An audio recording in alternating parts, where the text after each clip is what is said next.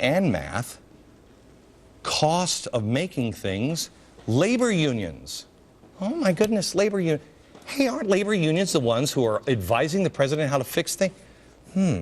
This is going to be a tough one when you use logic and math. The president keeps on pushing stuff like that's green, like solar panels. Let me ask you this, America, using logic. Do you truly believe that we can continue to make solar panels here? We may make the best solar panels in the world, but we're making them with all of the labor unions, green restrictions, EPA standards and laws and everything else that we have.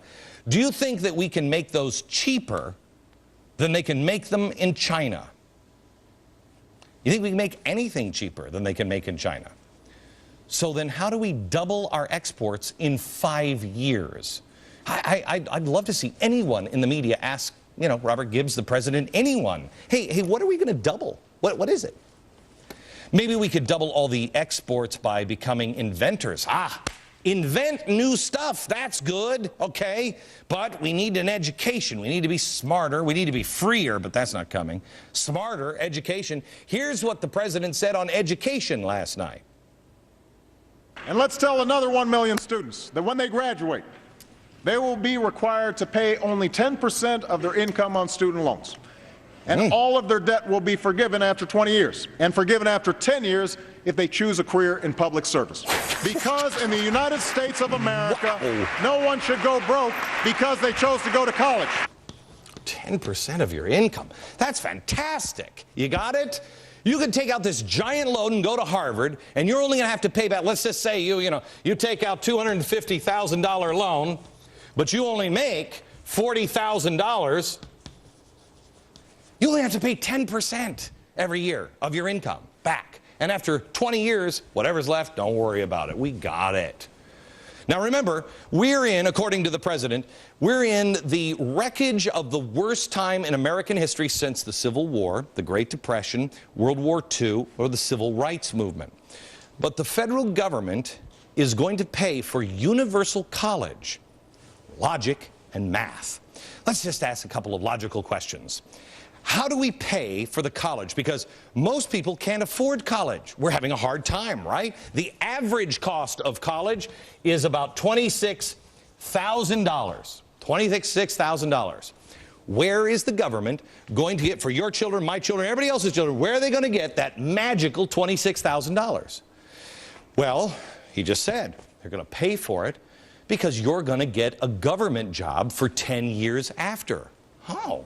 So you're going to be working for free? No. Logic would force me to point out here that it's, you know, if you're working for the government, that's not going to turn out a lot of the inventors or the entrepreneurs because you're now working for the government, and government has the effect on people. They just all of a sudden just go dead inside. You know, like, whatever, here's your driver's license. I'm just going to go home and run a hot bath and kill myself. That's what happens. You'll suck all of the energy out of people, but you'll put them on the payroll. So who's going to leave after 10 years in government if they're going to face a pay cut? Because a giant pay cut is what's coming, because here's the math part. The average salary in the private sector, you work it wherever, you just don't work for the government, you make, that's the average salary in the private sector. But if you work for the government, the average salary, are you ready?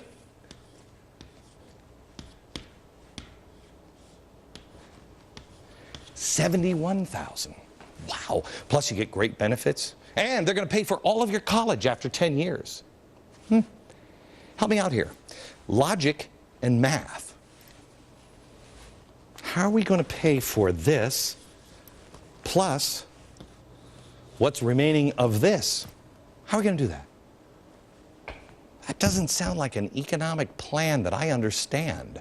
Oh, and by the way, just another thing on, education. You know, they already indoctrinate our kids, but now they're going to have the whole system from cradle to grave. Won't that be great? Oh, and I'm sure they'll never profile, or they'll never level the playing field or anything. It's all going to be based on merit. That's what it's going to be. And there's going to be no indoctrination. I love this. This is Little Pals. found this. We're going to use this for our special. This is so cute. Washing our hands before each meal. Clean handkerchief each day. Regular bathing. Blah, blah, blah. Sunning and bedding. We just love these things. Washing shoes. Haircut. Shampoo. We love to study. Learn our characters. I start school tomorrow. On my way to school. We learn the words, "Long live Chairman Mao."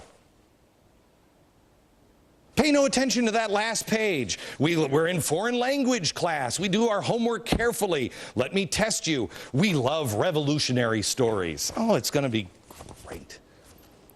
It's going to be great. Listen, you want to fundamentally transform America. What do you have to do? You have to indoctrinate. You have to control the press. You have to control education. You have to control the banks. You have to control energy. You have to have complete control. When logic and math fail, what does this administration do every single time? Every time, stories of little Johnny who doesn't understand Wall Street, or I didn't give enough speeches to make the dummies in America understand. If they can't win in your heart and your mind, well, then they attack your pocketbook. They bribe you. They did it in their own party with Nelson and Landrieu. Free college. They're doing it for you now. Free college for everyone. Let me ask you this question, and this is a question that you really have to answer. Is your freedom, is the financial future of your children purchased this cheaply? Remember, Barack Obama says it's the worst time in American history. I mean, we're in the wreckage of the worst time in history. How is he going to solve it? Tomorrow I'll visit Tampa, Florida, where workers will soon break ground on a new high-speed railroad funded by the Recovery Act. Great. I lived in Tampa. That's going to be a nightmare. By the way, that high-speed train is yours for just $1.3 billion. Logic and math. Think of all the families who are now heading out for Disney for the day. Instead of driving from Tampa to Orlando, you know, the hour and a half it usually takes there, what the president is banking on, they're now going to load the family into the car, battle for a parking space in Ybor City, which is just outside of Tampa where the train will be, pay for some parking, pay for an expensive train ticket, pile the family onto the train, all to save 20 minutes of travel time. Or how about this one? No, this is even better.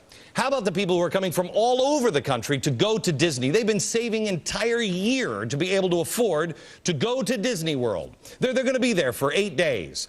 And in those 8 days, they're going to convince their kids to leave Disney to visit an old cigar factory in Tampa, Florida. My gosh, the country is already saved. That's part of the stimulus, except we're not calling it a stimulus package anymore. What was it he mentioned last night? Oh, yes, I remember. The jobs bill.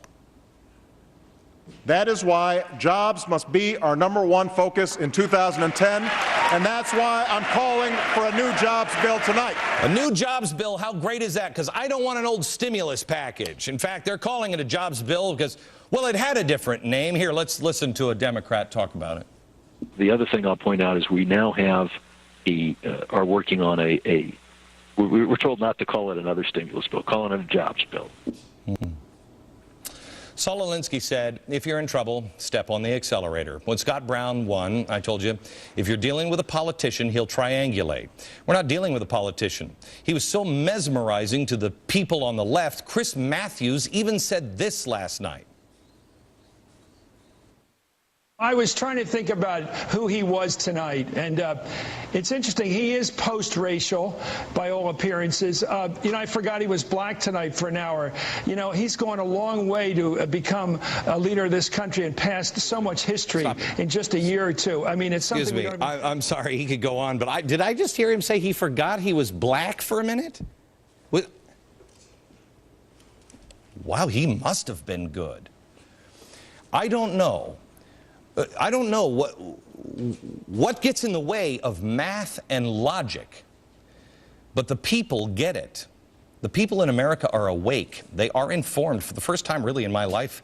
They're angry, but more importantly, they are determined as well, Mr. President. If I may compare our economic troubles to our war on terror, our government thinks that we just went through 9/11 economically. But I got news for you. I think we're at the USS Cole point. 9/11 is still on the horizon. And just like the government acted after the Cole, the warning signs were all there, but they played politics, just like they're doing now with a new financial 9/11 looming on the horizon. The good news is, unlike the real 9/11, the people this time are wide awake. They know the corruption and the reckless habits in Washington, and we are awake, and we ain't going to let it happen, not on our watch. Just remember this. 9/11 may be why we fight, but 9/12 is why we will win. The paradigm has changed.